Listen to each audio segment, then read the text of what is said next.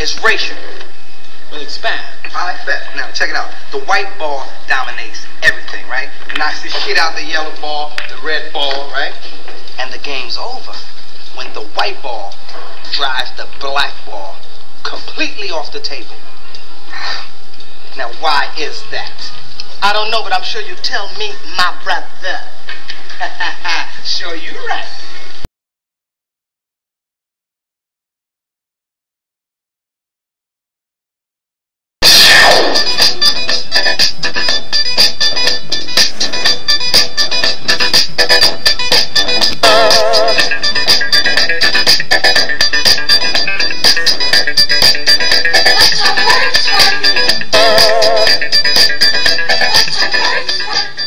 Who's watched this show over the past few weeks knows I've taken a pretty strong stand on guns in America. It's not escaped the notice of supporters of gun rights, and it's led to a petition on the White House official website, no less. It's entitled, and I quote, "Deport British citizen Piers Morgan for attacking Second Amendment." Take a look. More than 104,000 people have signed it so far, and joining me now is one of the people behind the petition, Alex Jones. He's host of the Alex Jones Show. Welcome to you. Piers, thanks for having me. Why do you want to deport me? Well, we did it as a way to bring attention to the fact that we have all of these foreigners, and the Russian government, the official Chinese government. Mao said political power goes out of the barrel of a gun. He killed about 80 million people because he's the only guy that had the guns. So we did it to point out that this is globalism, and the mega banks that control the planet and brag that they've taken over, in Bloomberg, AP, Reuters, you name it, brag that they're going to get our guns as well. They've taken everybody's guns but the Swiss and the American people. And when they get our guns, they can have their world tyranny, while the government buys 1.6 billion bullets, armored vehicles, tanks, helicopters, Predator drones, armed, now in U.S. skies, being used to arrest people in North Dakota. The Second Amendment isn't there for duck hunting. It's there to protect us from tyrannical government and street thugs. Take the women in India. Your piece earlier on CNN I was watching during Anderson Cooper's show didn't tell you that the women of India have signed giant petitions to get firearms because the police can't and won't protect them. The answer is, hey, wait a minute, I have FBI crime statistics that come out a year late, 2011.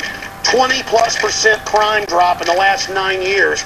Real violent crime, because more guns means less crime. Britain took the guns 15, 16 years ago, tripling of your overall violent crime. True, we have a higher gun violence level, but overall mugging, stabbings, deaths, those men raped that woman in India to death with an iron rod 4 feet long. You can't ban the iron rods. The guns, the iron rods, Piers, didn't do it. The tyrants did it. Hitler took the guns. Stalin took the guns. Mao took the guns. Fidel Castro took the guns. Hugo Chavez took the guns. And I'm here to tell you, 1776 will commence again if you try to take our firearms. Doesn't matter how many lemmings you get out there on the street begging for them to have their guns taken. We will not relinquish them. Do you understand? And that's why you're going to fail, and the establishment knows no matter how much propaganda, the Republic will rise again when you attempt to take our guns. My family in the Texas Revolution against Santa Anna, my family was at the core on both sides starting that, because Santa Anna came to take the guns at Gonzales, Texas. Piers,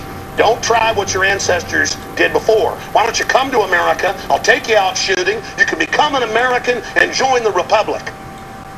You finished? Yes, I am finished. You will not take my right. You go through background checks to get guns. How about Prozac? You know the number one, oh, that's the big sponsor, isn't it? Or that whole class of drugs. Let me ask you a question. Oh, got to cut that off, don't you? Don't want to talk about the U.S. number one cause of death is suicide now, because they give people suicide mass murder pills. Calm down. Your answer is get more money to the psychiatrists, psychologists to put more crazy people on drugs that make them kill people, Piers. Let's try and have a debate here. Yeah. Answer me this question. I'm sick of the same old script here, bud. It's fine, bud. How many gun murders were there in America last year, do you know? There were about 11,458, and about 74% of those were gang-related, gangbangers shooting each other. You get 3,500 to 4,000. How many people died from infections in hospitals? 197,000. Hey, how's y'all doing? This is Mr. Blows Your Mind coming with another thought-provoking topic. And today's topic, well, before I get into what that topic is, how many of y'all watch, get your fill of the news, right? And there they had Alex Jones on that Piers Morgan show, and I kind of caught that, right? And it's this replay and reheat they've been doing, showing you how Alex Jones was speaking for the pretty much grassroots of America, and giving his strong opinions and views as the voice for those particular people. Now, the reason why I'm bringing this particular aspect out is because when you see white folks talking, how do you take it? Are you able to read in between the lines and the things that are being said? Or do you take it word for word, verbatim, as literal what they're saying? And what I mean by this is, I'm going to play, not entirely, but majority of that whole little debate that went on between Piers Morgan and Alex Jones. And based on what the topic seemed about America's and with guns was about, for those people who have that perception of consider themselves to be Americans, whether it be black, white, Hispanic, Asian, Latino, you understand what I'm saying, Puerto Rican, whatever that might be. And so when you see two white men having a debate, do you see yourself as part of that debate? Do you understand that there are subliminal messages being sent, even though they're talking direct and it is live and the conversation seems to be that you're following it, that you understand it, or is there a sleight of hand there? And so when I watched it, I was like, okay. When I first was looking at it, I was kind of like, I kind of was flipping through the channels and I kind of caught it. And what appeared to seem like they were just talking about the Americans having guns and the protection, and Alex Jones pointing out certain other aspects of it. It seemed to be, for those who think in that fashion, that he was talking about the entire American people, right? And that his anger towards those people were more towards just the government, right? So what I did is I broke it down in certain aspects of certain things that had been said, and I put my quote in there of how I interpret it. You may agree with it, you may not agree with it entirely, but again, this is my channel, right? This is my dissertation. So the reason why also I'm bringing this out is, being pro, being pan, doesn't mean that we don't pay attention to some of the things that are going outside of the black communities, because all things that's outside of the black community we have to be concerned with. And we have to understand that when they are, it's an old saying. The old saying is, if white people catch a cold, black people catch pneumonia. Okay? And so we have to pay attention when things are being said, regardless to who's saying it, and we have to read the fine print. Back in the day, that used to be something that used to be kind of pushed about, was you need to be able to study and read the fine print. A lot of times today, a lot of shit just go right over everybody's head. So I'm going to break down the segment, and I'm going to say this is the decoding of white gibberish. I'm going to say that again. The decoding of white gibberish. Okay? The word gibberish itself is denoted from a brother who was an alchemist, and he was so intelligent and he understood alchemy to the fullest that when he wrote his notes and quotations and things of that, they couldn't understand his writing. It's kind of like somebody who has penmanship like a doctor. So it became gibberish. Couldn't understand it, which became a lexicon that when somebody is speaking, it's something you can't understand. And I believe that a lot of our people, sometimes when white folks are talking in coded language, it's like gibberish to you. So for those people who did not really understand based on what took place right before your eyes, I took a little time out to give you a decoding of the white gibberish. Okay. So it starts off, you have these two white men that appear, and accordingly, if you look at some of my videos, I tell you that not everybody that is white are all the same. I'm going to say that again. That might just right there throw some people off just because I said that. I'm going to say it again. Everybody that is white skinned ain't considered in the social class of whiteness. Now, accordingly, there's three segments. I want to see three segments. That's on the geographical area. There's three segments of white folks. But the classification of white folks is you have your Englishmen, you have your Scots, you have your Irish, you have your Celts, you have your basically that's about it. That's about it. You know, really when you break it down, that's what it comes down to. Alright?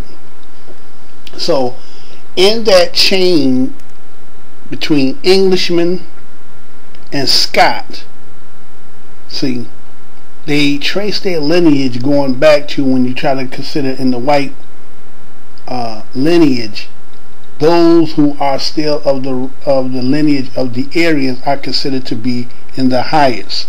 That's where you see your so-called they say the Germans were the closest descendants to those original so-called Aryans, right? Then you get your Englishmen, okay? It's from England, the Britons, the British. Then you get your Scots, okay? And it goes down the line. And that Irish, he's basically the nigger of the whites, okay? Now you're having a conversation with an Englishman versus basically a good old boy American who has lineage going back to basically being that good old white boy from America. And that's who what's his name? Alex Jones. Yeah, that's his name. Alex Jones is. So Alex Jones is, you know, starts off by talking about why they had, or they petitioned to have Piers Morgan deported. And isn't that kind of something funny? A white man trying to get another white man deported. First of all, let me get back to this point. I'm actually going to change the title to this. You know what the title of this is going to be? I believe a brewing of another civil war is about to happen, and I think that's going to be to our advantage. I'm going to say that again. I believe another civil war is a brewing, and if we are patient, it could be to our advantage. Now, you have two white boys who sit down and having a discussion with two different views, as one saying why you should be giving up or should be having these type of weaponry, and the other one says, I have the right to have this weapon, regardless to what you may be thinking. And if you try to take this from me, you know, you start some shit. You don't want this shit. Okay? So he tried to deport Piers Morgan. He got petitions over 100,000 people, and they said, you know, You see that first quote that came in there, he talked about, he said there's foreigners in this country that's ruining this country. Foreigners.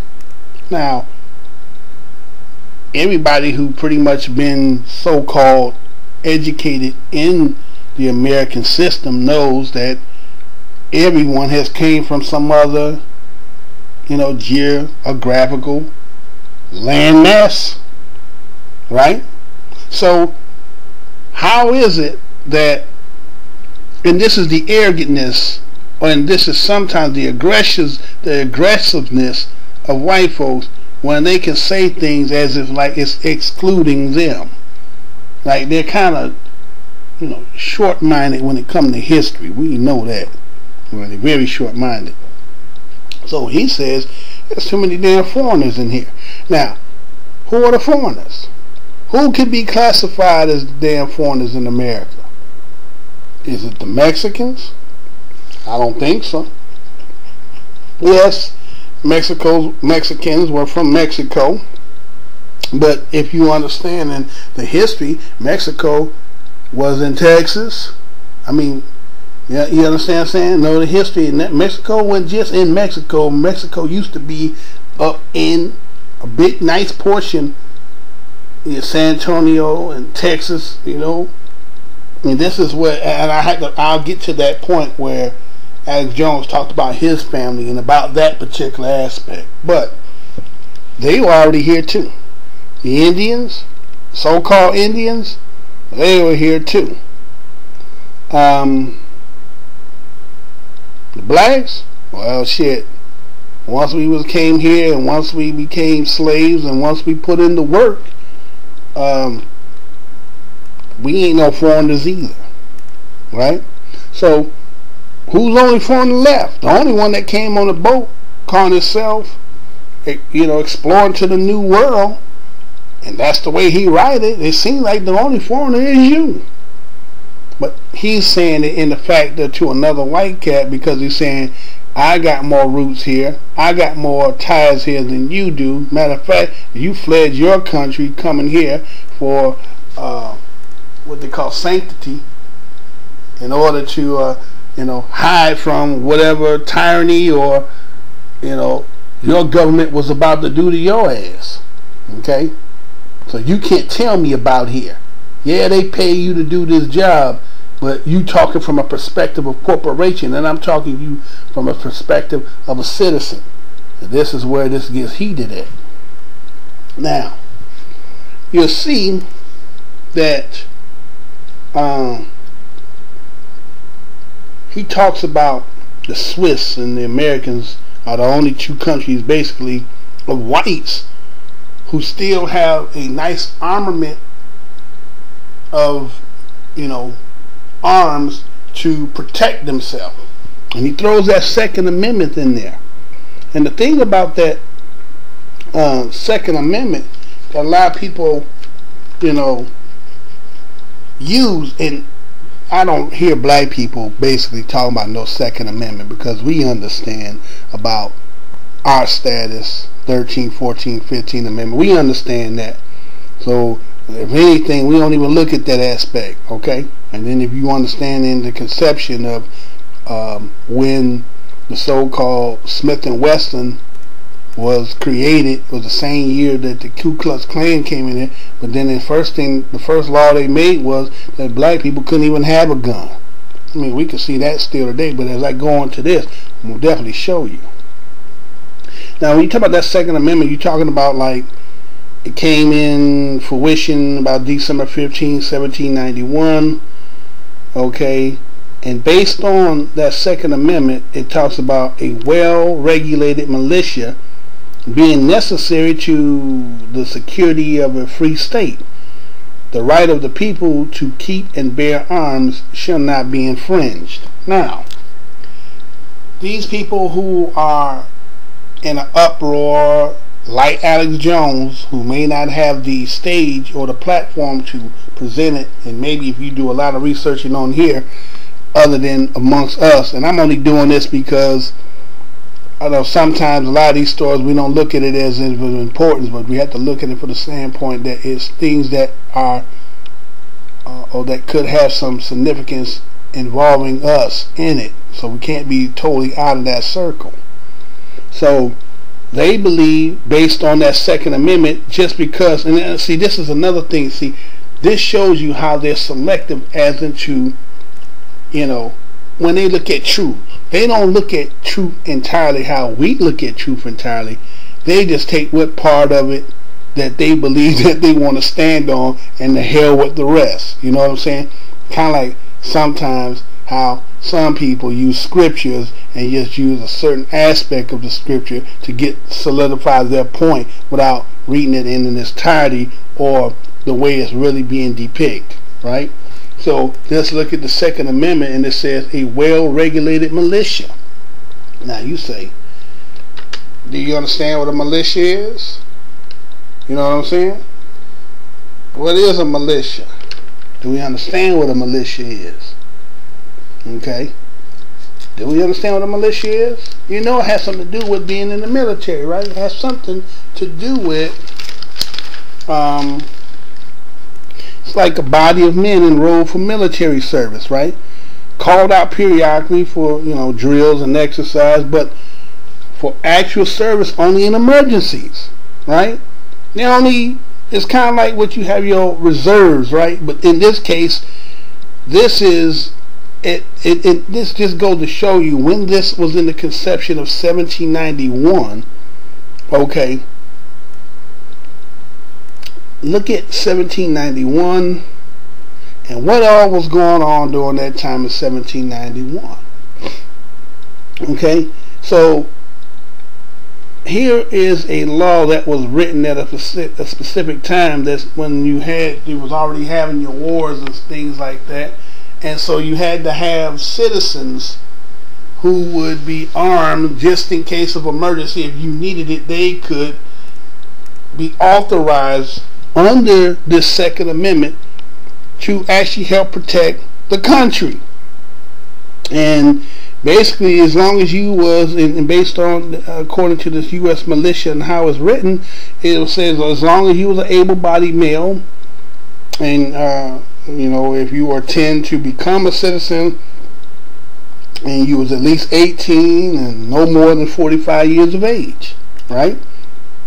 And if you're looking at it from a law standpoint, it's the same thing. It's the body of citizens in the state enrolled, you know, for discipline and a military force, but they're not engaged in actual service except as an emergency. So if a militia has something to do with being somewhat of military, but not really associated with the government, but as a way to help defend the nation, as part as if you were defending the country, that's what that's about.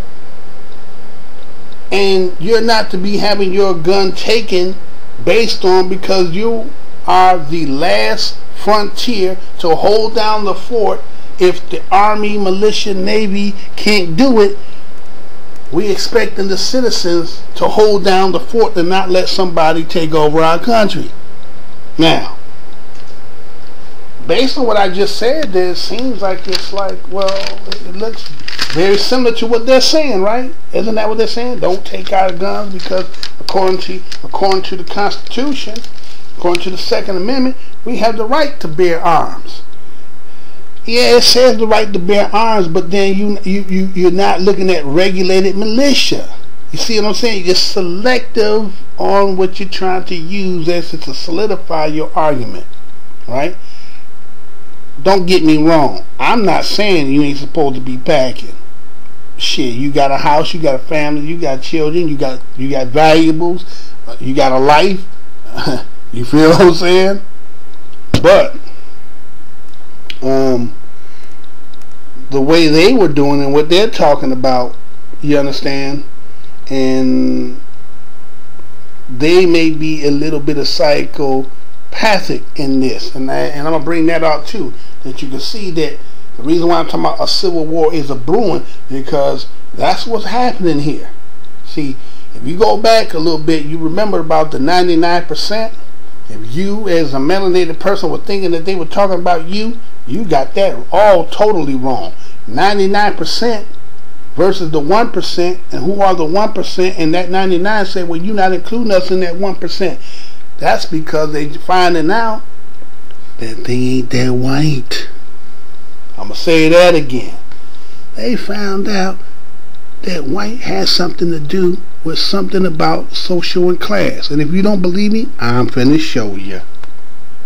Now, when you say citizen, everybody believe based on by the time when you went in school, got in about 8th grade, that's kind of the prerequisite to graduating out of 8th grade is to know what? The Constitution. You got to pass that Constitution test in order for you to go to high school. Right? So they make sure you know that. And somewhere you learned when you did that you learned about what a citizen is. And most people assume because I was born in America, you know, that I'm a citizen. But you'll be surprised to find out if you find out exact in the fact what it says in the law, and let's find out who's the citizen and who's not the citizen, right? So it says a citizen is one who, under the Constitution and laws of the United States, see, right there, and there's a catch right there, but I'll go on, or of a particular state, is a member of a political community on allegiance and being entitled to the enjoyment of full civil rights. Uh-oh. You know that excludes us. You know right there what I just said exclude us, and I'm going to have to read that again. One, who under the Constitution and laws of the United States of or a particular state is a member of the political community on allegiance and being entitled to the enjoyment of full civil rights. Now, first of all, you'll hear white people talking about, as you heard Alex Jones say, about the Constitution. Well, basically saying the Second Amendment, right, is based off the Constitution. But that was of the United States. Is there a difference between the United States and United States of America, or did a lot of y'all never catch on to that? United States and United States of America are two different places. Now, one is a corporation and one was the original. You understand? That would be what you would say of the Aboriginals. That was the nation before it got usurped. You understand what I'm saying? United States, and then there's United States of America. Which one is the corporation? And it also states that a citizen had to be of a political community, and it's on its allegiance, and guess what? That's how you, because you're a political community and have an allegiance, you enjoy the full civil rights. That's why so many of these must be paying millions and millions of dollars to hold them titles in those political seats. There's a lot of privilege that come with that. Are you understanding that? Now that's a citizen. Now, is a citizen and citizenship the same thing? No. Because citizenship, and the Moors have been telling you this, that it's about status of being a citizen. What? Status of being a citizen. Citizenship is having the status of being a citizen. Well, there goes that word the Moors always talk about. That word is called what? Status. What does status mean? Status means standing, state of condition, social position, the legal relations of individuals to the rest of the community, the rights, duty, capacities, and incapacities which determines a person to given a class. standing one place in the community in the estimation of others. Now, do you have status? Have you applied and got your status? Now see, we ain't so much worried about it, because again, when it told you about a citizen as somebody who has full civil rights, well, we only got 13, 14, 15. And it could be appealed at any time. So that throws us out of the boat. We ain't citizens, y'all. So, all these other white folks citizens? They believe that they are. I'm going to show you they're not. First of all, unless they get into that political arena and hold that seat, where before you can even hold that seat, or part of the prerequisite is to have status. So you have to have the standing of status before you can even have a social position. And you have to be in the legal relationship of the individual to the rest of your community. The rest of your community can have no status, but you'll be the only one that got status. So that means you'll be the only one who got what? Full civil rights.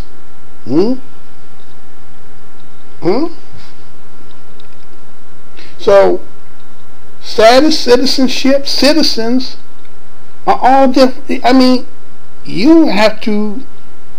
basically the people who are politicians are the only people, those who are tied in with government. These are the only people that basically got status, who are considered citizens. And that's why you see why their ass don't be going to jail. Now they'll say, well, that's my right. Well, let's find out about that right. Everybody be talking about, I got the right, I got the right. Do you got the right? Do you? Do you know what a right is? Because basically a right is just an abstract thought. You can learn that from the 12 Learned Elders of Zion. When I first read that some years back, and I said, right is an abstract thought. Does it really exist? Does right really exist? Can somebody really give you rights?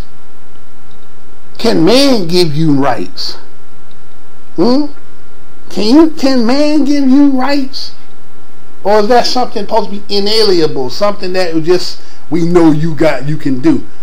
Not in this country, because basically you're still a slave. You don't believe it? Prove it to you. I ain't talking about black folks, because we already know what our status is here. White folks don't understand this.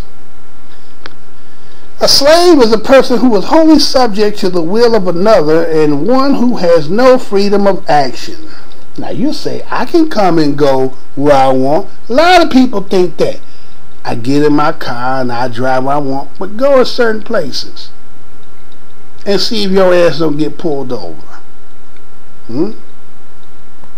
You can go where you can go, but then they have the right to question you and ask you where you're going. And if they don't believe they want you going there, guess what? You can't go.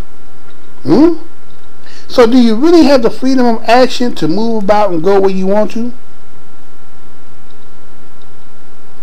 And the other part to that, but whose persons are services are wholly under the control of another. Now, if your services, meaning let's say we talking about driving a car. In order for you to drive a car, it is by law that you must have what? Driver's license. You are under the control of somebody else. You have to have a license.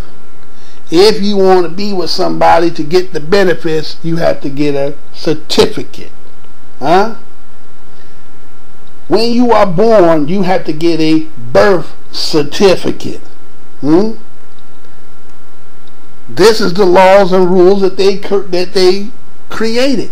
So they control it. So you are totally enslaved to a system that has been designed. So you are not free, white folks.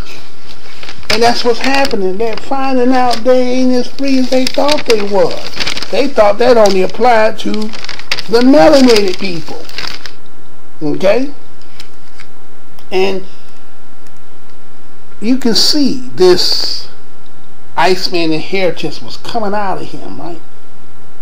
For those who might have read that, right? And the Iceman inheritance was about, he didn't believe that the actions that white people have been doing across the damn world had to do with anything innately. He believed that based on, he says, culture and environment. And I got something else to talk about too.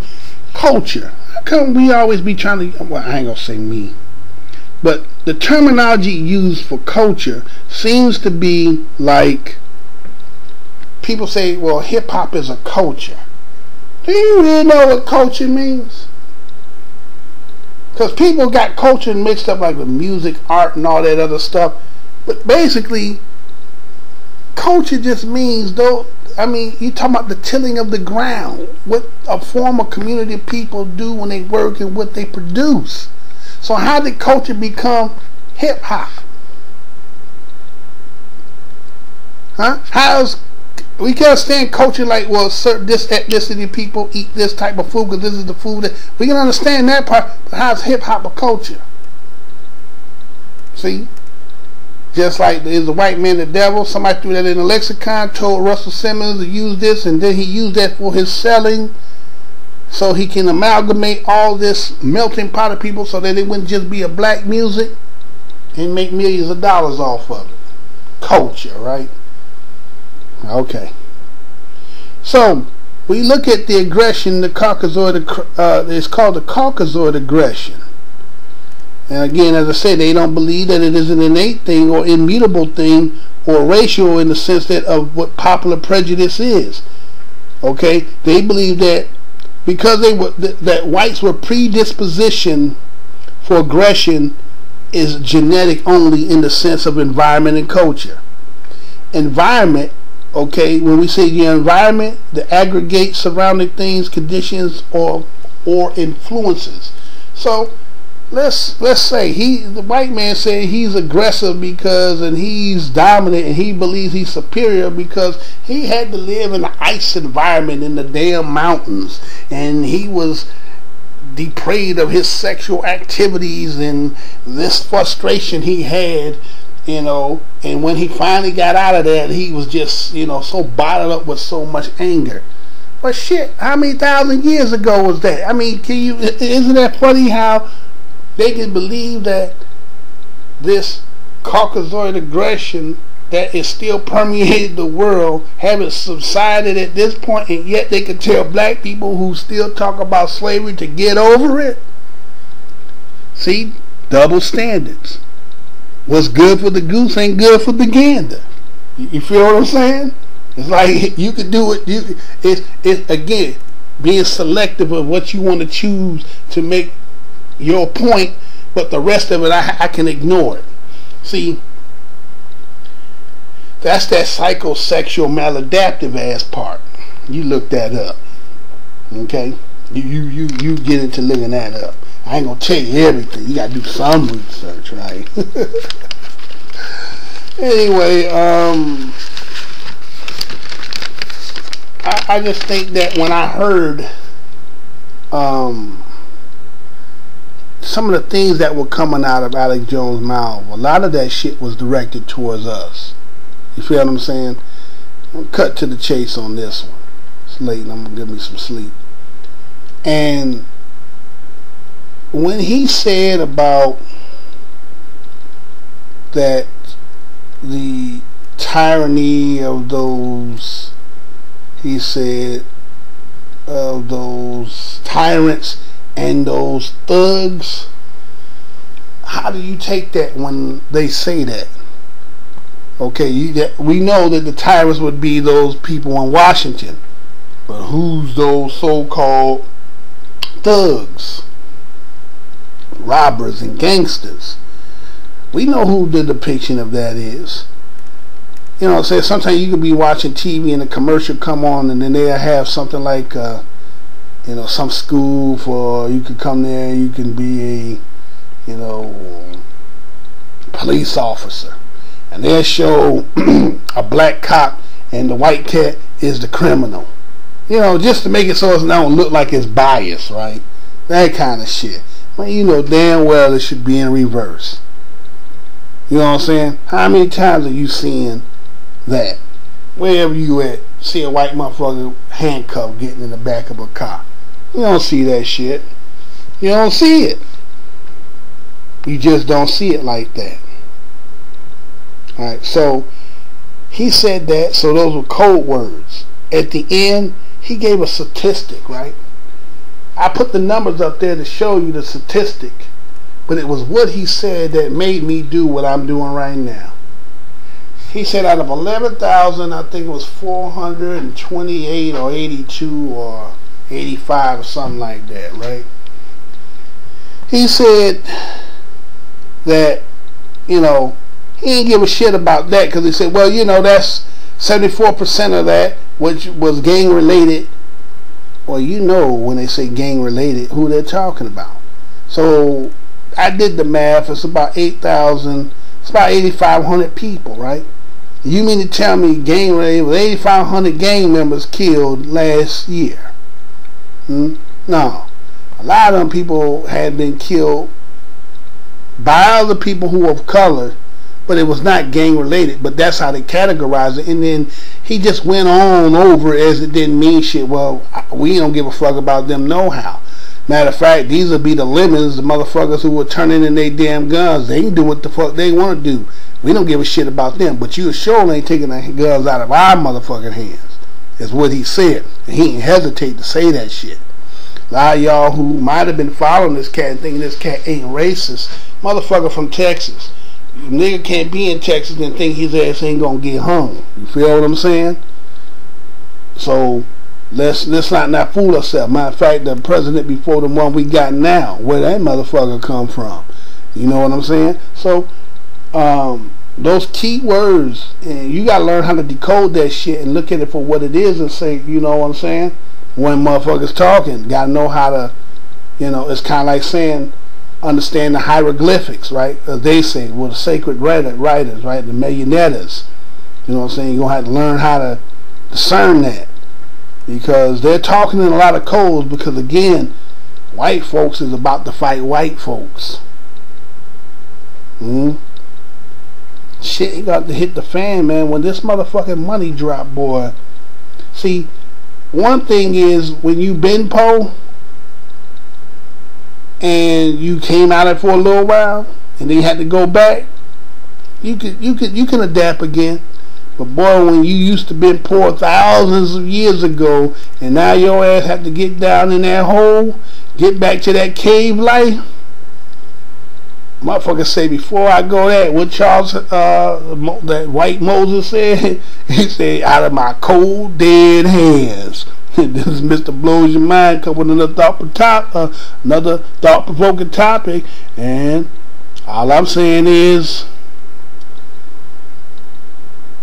just be patient. Stand back. This time, when they do the Civil War, we ain't gonna join. We just gonna sit back. Oh my God. When the East is in the house. Oh my God. When the East is in the house. Oh my God. When the East is in the house. Oh my God. When the East is in the house. Oh my God. When the East is in the house. Oh my God. When the East is in the house. Oh my God. When the East is in the house. Oh my God. And when we in the house, ain't no time to act shifty. Come out and fight me through your past, that is priceless. Costing. You get hit like Mr. Boston. Beans in the box, you need more strength than just locks. I rock hardcore, even when I dress suited. On some business shit, my street is this rooted. What is this shit?